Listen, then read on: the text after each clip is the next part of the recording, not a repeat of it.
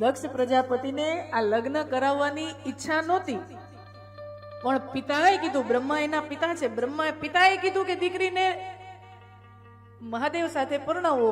એટલે દક્ષ પ્રજાપતિની ઈચ્છા નહોતી તો એના લગ્ન શંકર ભગવાન સાથે કરાવ્યા. એને ઈચ્છા નહોતી, કારણ કે અભી શિવજી તો અખંડાનંદ હૈ, गले में सर्पों की माला, इधर जटा, न परिवार का ठिकाना. હવે આપણે દીકરીના લગ્ન કરાવો તો પેલું તો ખાનદાન જોઈને, કોણ કેના દીકરા, એના પિતા કોણ, એના દાદા કોણ, કેવું કુટુંબ છે. અને શિવજીના તો કોઈ માતા પિતા જ ન મળે, અજન્મા હે जिन्होंने जन्म. હવે માતા પિતા તો એના હોય ને કે જેને કોકને ત્યાં જન્મ લીધો હોય.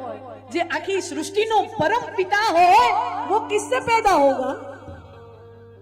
जिससे सब निकला है, सारा संसार जिसमें से निकला है, वो कहां से उत्पन्न होगा, वो कहां से जन्म लेगा? वो तो अजन्मा है, अमर है, अखंड है, अविनाशी है.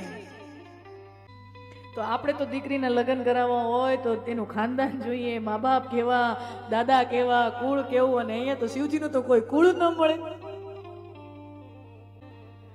આમ તમે જો વિષ્ણુ ભગવાન એનો ઠાઠ બાઠ એવો હોય ને કે ગમે દીકરી દે, સોનાના મુકુટ બુકુટ પહેર્યા હોય,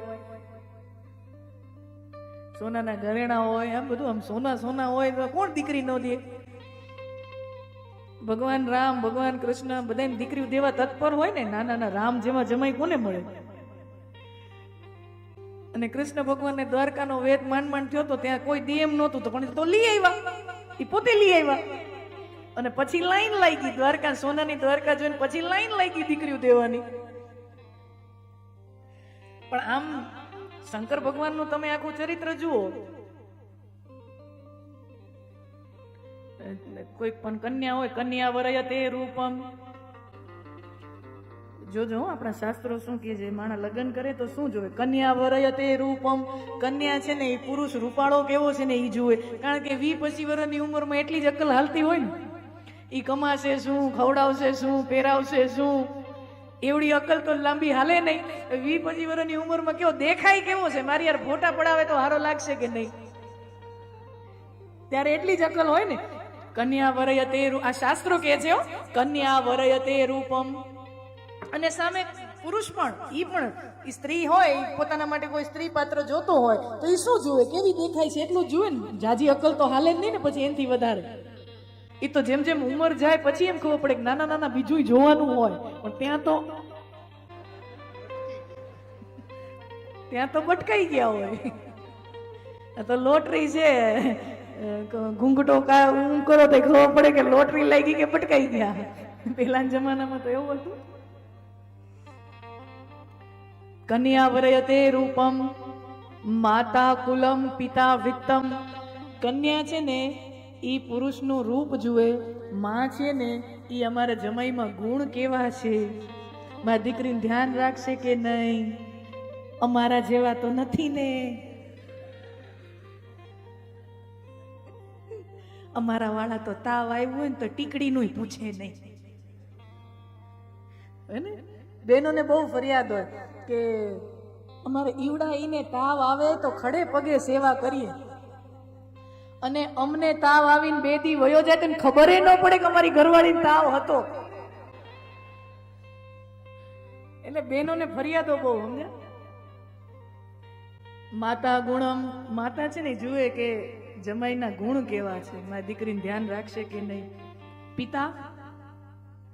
પિતા વિત્તમ. માલદાર પાર્ટી કેવી છે, કેવા બંગલા, કેવા ધંધા, કેવી આવક, કેવી માલ મિલકત, જમીન કેટલી, બરાબર ને? પિતા વિત્તમ. અને મિષ્ટાન ઇતરે જનહા. અને લગ્નના જમણવારામાં બીજા મહેમાનો આવે ને, સગા સંબંધી આવે ને, એને ઈ જમાઈ કેવો દેખાય, કેવા, એને કાંઈ લેવા દેવા નહીં. મિષ્ટાન ઇતરે જનહા. જમણવારામાં મીઠાઈ કેટલી છે, જમણવારો કેવો છે, આ શાસ્ત્રો કહે છે. વિચાર કરો, હજી જ લાગુ પડે છે.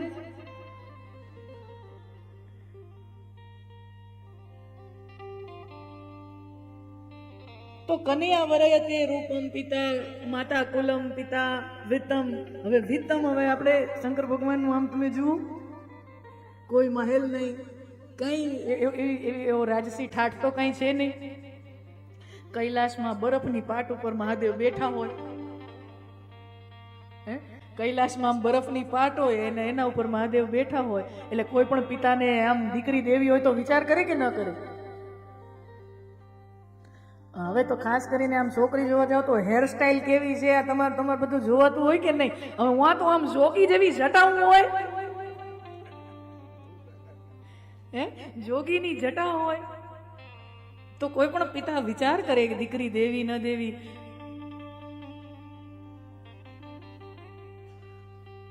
દક્ષ પ્રજાપતિની ઈચ્છા નથી કે મારી કન્યાના લગ્ન શંકર ભગવાન સાથે થાય, પણ બ્રહ્માજીનો આદેશ હતો, લગ્ન કરાવ્યા.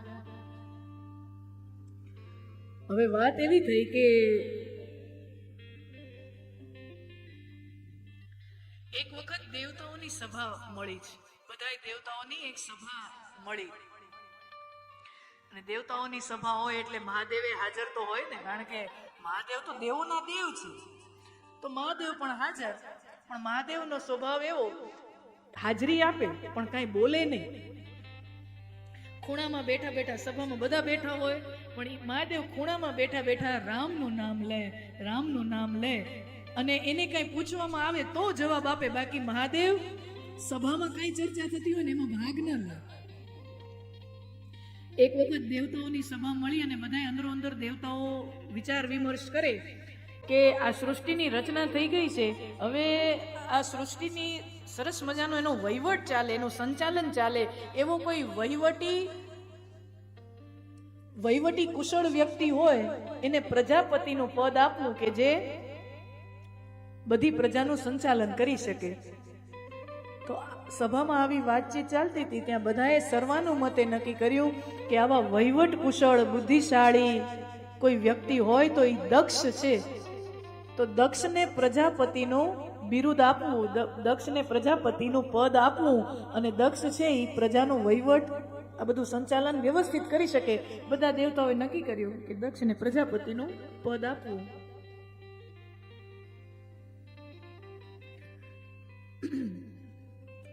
સર્વાનુમતે નક્કી થયું. પછી બધાએ દેવતાઓ ઊભા થઈને દક્ષ પ્રજાપતિને બોલાવ્યા અને કહેવામાં આવ્યું તમને પ્રજાપતિનું પદ મળે છે. અને પછી બધાએ દેવતાઓ ફૂલની માળા દક્ષના ગળામાં નાખતા જાય. કથામાં લખ્યું છે કે જેમ જેમ જેમ જેમ દક્ષ પ્રજાપતિના ગળામાં ફૂલની માળા પડતી ગઈ એમ એમ દક્ષ પ્રજાપતિનો અહંકાર વધતો ગયો. આ માળા છે ને બહુ અઘરી વસ્તુ છે. આ માળા બહુ અઘરી વસ્તુ છે. ગળામાં પડે ને એટલે અહંકાર આવી જાય. એટલે હું તો શું કરું ખબર છે, જેવી નાખે ને એવી મોલા થાય ને મોલા માય ફરે ને, કારણ કે બહુ અઘરું છે. આ તમે થોડીક વાર પહેરી રાખો ને તો તમને અહંકાર આવી જ જાય. નો આવે એ વાતમાં માલ નહીં ને. માળાઓ ગળામાં પડતી જાય ને એટલે અહંકાર વધતો જાય. એટલે અમે ઘણી વાર ના પાડીએ ને તો પછી યજમાનોના ને બિચારાના ભાવ આ થાય કે ના કેમ પાડી છે, એટલે પછી આપણે આ તમે પહેરાવી દો ને તમે પહેરાવજો, વાંધો નહીં. એટલે તમારું મન હચવાઈ જાય. અને લૌકિક ભાવ છે, તમારો ભાવ હોય કે ના વક્તા હોય, એ શિષ્ટાચાર છે, વક્તાનું પૂજન થાય એ એક શિષ્ટાચાર છે, આચાર સંહિતા છે. પણ એ પછી વક્તાની પોતાની જવાબદારી હોય ને કે આ માળા જેટલી વાર ગળામાં પડી રહે ને એટલું આપણો અહંકાર એ વધતું જાય. બળ અધિકાર દક્ષ જબ પાવા, અતિ અભિમાન હૃદય તબ આવા.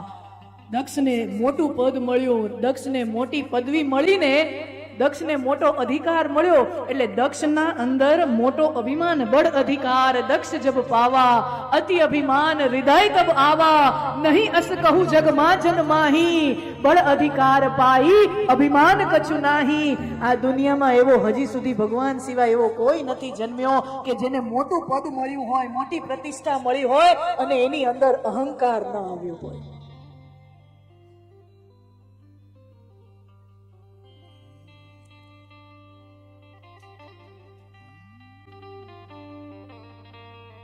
પછી સમય વીત્યો દક્ષ પ્રજાપતિ તરીકે સારું કામ કરે છે, અને પછી વારંવાર દેવતાઓની સભા તો મળતી હોય, દેવતાઓ પણ રિવ્યુ કરે ને કે દક્ષ કેમ બધું કામકાજ બરોબર ચાલે છે કે નહીં. વળી એક વખત દેવતાઓની સભા મળી હશે, મહાદેવ પણ હાજર, અને હવે દક્ષ પ્રજાપતિ જેવા આવ્યા એટલે આચાર સંહિતા છે ને કે સભાપતિ હાજર થાય ને, કોઈ પણ સભા હોય સભાપતિ હાજર થાય એટલે સભાસદોએ બધાએ ઊભા થઈને એનું સ્વાગત કરવું જોઈએ. બધાય દેવતાઓ ઊભા થયા અને મહાદેવ તો રામ રામ રામ રામ ભજનમાં લીન છે. મહાદેવને ખબર નથી કે દક્ષ પ્રજાપતિ આવ્યા કે નહીં, અને દક્ષ પ્રજાપતિ આવતા આવતા બધાયનું આમ આવકાર ઝીલતા ઝીલતા આમ જુએ છે, બધાય દેવતાઓ મારા સન્માનમાં ઊભા થયા, પણ મારો જમાઈ ઊભો નથી થયો. બધાય ઊભા થયા, મારો જમાઈ ઊભો ન થયો. દક્ષ પ્રજાપતિ મનમાં એવા અવળો ગાંઠ બાંધે છે કે મને આ મોટું પદ મળ્યું ને, મારી આવી પ્રસિદ્ધિ થઈ, મને આટલા લોકો વાહ વાહ કરે, એ મારા જમાઈથી જોવાતું નથી. હવે જીવાત્માને કોઈ નાનકડું એવું પદ મળી જાય એનાથી શિવને શું ફરક પડે? જીવ કો કુછ પદ મિલ જાય उससे शिव को क्या फर्क पड़ता है? પણ જીવના વિચારો ટૂંકા હોય ને કે મને પદ મળ્યું, પ્રતિષ્ઠા મળી, મારા જમાઈથી જોવાતું નથી. અને સંસારમાં છે ને અમુક સંબંધો બટકણા ખરા, એમાં તમે ગમે એટલું હાચવા જાઓ ને એ બટકણા જોવા, એ બટકીને જ ઉભા હોય. સાસુ ને વહુ ગમે એટલું હાચવો ને કેદીક તો બટકીને. સંસારમાં અમુક સંબંધો બટકણા, સાસુ અને વહુ, સસરો અને જમાઈ. એક म्यान में दो तलवार नहीं रहती. ससरो ने जमाई, नणंद ने भाभी. बराबर. અમુક સંબંધો એવા છે બટકણા, બહુ ધ્યાન રાખવું પડે. જરાક વિવેક ચૂકાય કે જરાક મર્યાદા ચૂકાય ને એટલી બટકીને જ ઉભા હોય. તો આવી જ રોચક ઇન્ટરેસ્ટિંગ કથાઓ, વાર્તાઓ જાણવા માણવા માટે મારી ચેનલ સાથે જરૂર જોડાયેલા રહો. સબસ્ક્રાઇબ કરો અને વિડીયો ગમ્યો હોય તો તમારા મિત્રો સાથે મન ભરીને શેર કરો. જય શ્રી કૃષ્ણ.